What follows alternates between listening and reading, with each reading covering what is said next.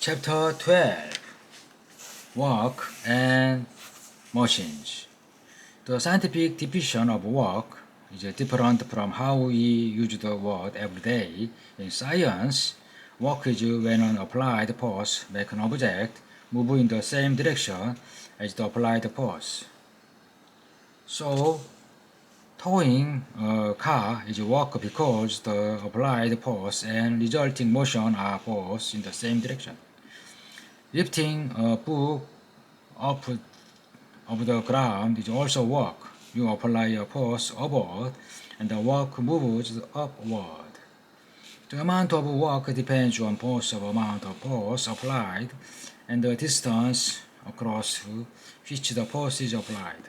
Work equals force times distance. Work is measured in joules, force is measured in newtons, and distance is measured in meters.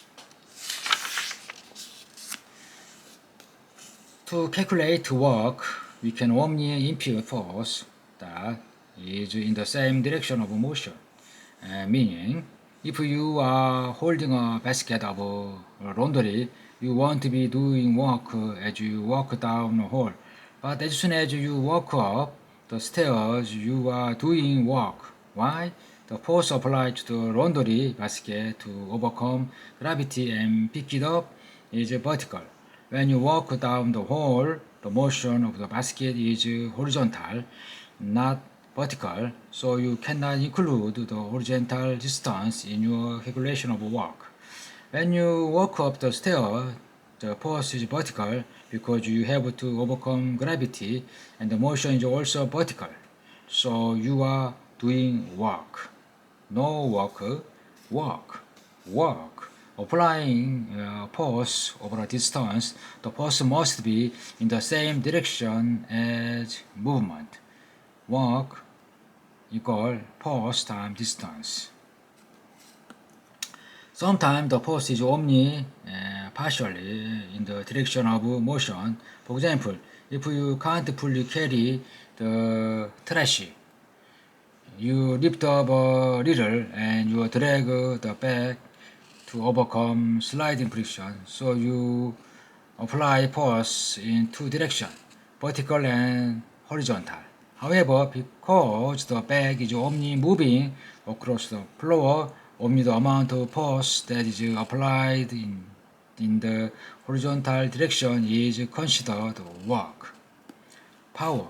Power is the rate at which work is done. In other words, how quickly or slowly work is done. More powerful machines perform work faster. Power equals work per time. Power is measured in watt and time is measured in seconds. Simple machines. To make work easier, human invented machines. When you think of a machine, you might think of a tractor or a car, but a machine can be super simple. A machine is anything that makes work easier. Even a RAMP is a machine. Lamp is a machine. A simple machine doesn't reduce the total amount of work that's accomplished, but it decreases the amount of force required to do the same amount of work by increasing the distance.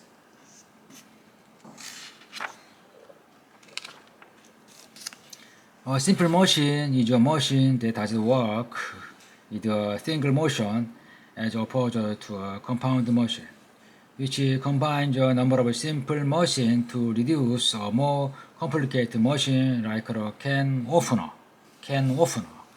Inclined plane. Inclined plane or lamp is an example of a simple machine. It reduces the amount of effect required by increasing the work distance. Think about pushing a really heavy box into the back of the truck with a lamp. You can roll the box with the lamp, which requires much less force than lifting the box into the truck. The box ends up at the same height, so the same amount of work is accomplished. However, because you push the box across the greater distance, less effort was required at any given time. The longer the inclined plane, the less force required to raise the object the same distance. Egyptians built their pyramids using really long lamps. Wedge. A wedge is a movable inclined plane, and a reduced amount of work required to split or lift object. Wedge. Some examples of wedge are knives, axes, door stops, and plow. To reduce the amount of effort required to cut firewood, people use wedge-shaped axes to split wood. It has to travel farther, but an axe requires less force than simply pulling a log in half with your bare hands. Screw.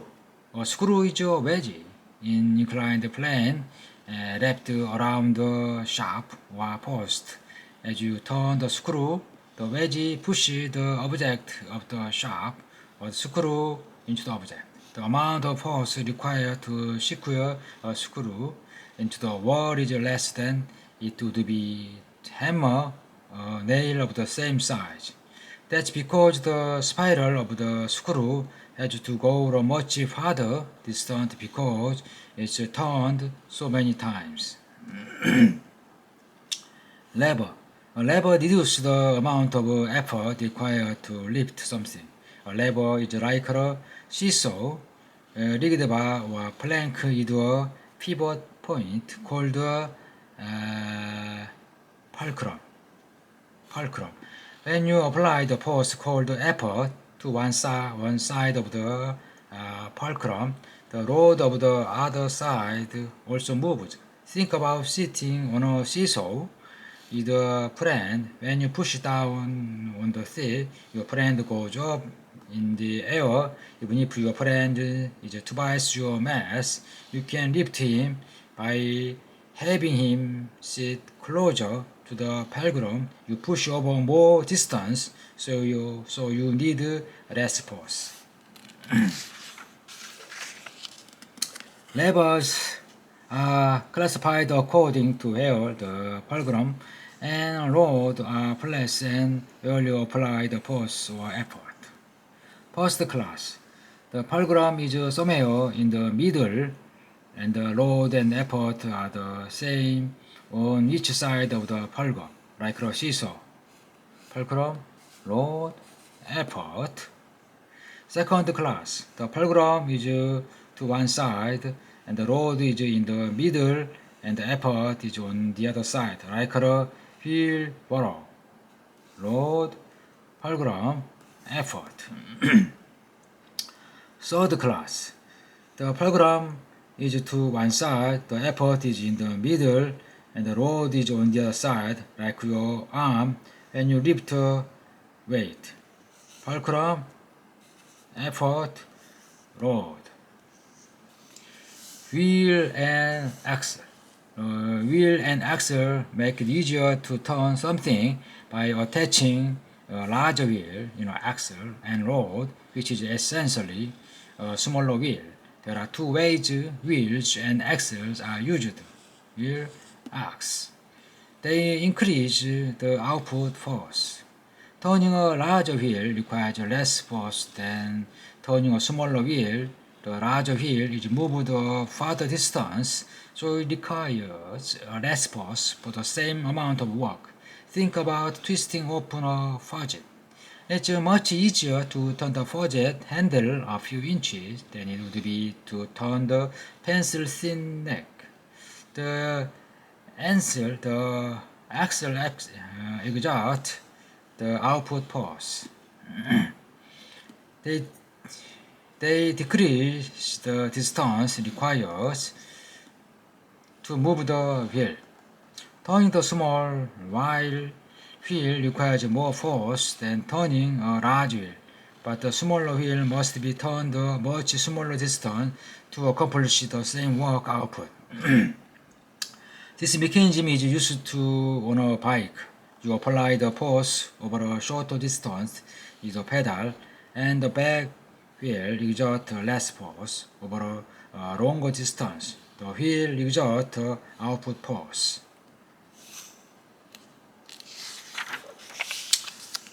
Pulleys. A pulley is a wheel with a rope wrapped around it. The rope filled with a groove on the wheel, and it's used to either magnify the force you apply to the rope. If you arrange a system of 2 or more pulleys, change the direction of force so it's easier to pull. Pulley. Work as energy and efficiency. The energy of an object increases as you do work on the object. For example, when you push an object, it begins to move, and then motion is a form of energy. Work is equivalent to energy, so all of the work done on an object is conserved in the form of energy. Energy comes in many forms, such as heat and motion. If you are doing work on an object and some of the energy you expend is lost in the form of heat, such as the heat that friction produces, you have lost some of your work. How much work or energy you lose to heat determines efficiency. A machine that doesn't lose much energy to heat produced much more work and is therefore more efficient.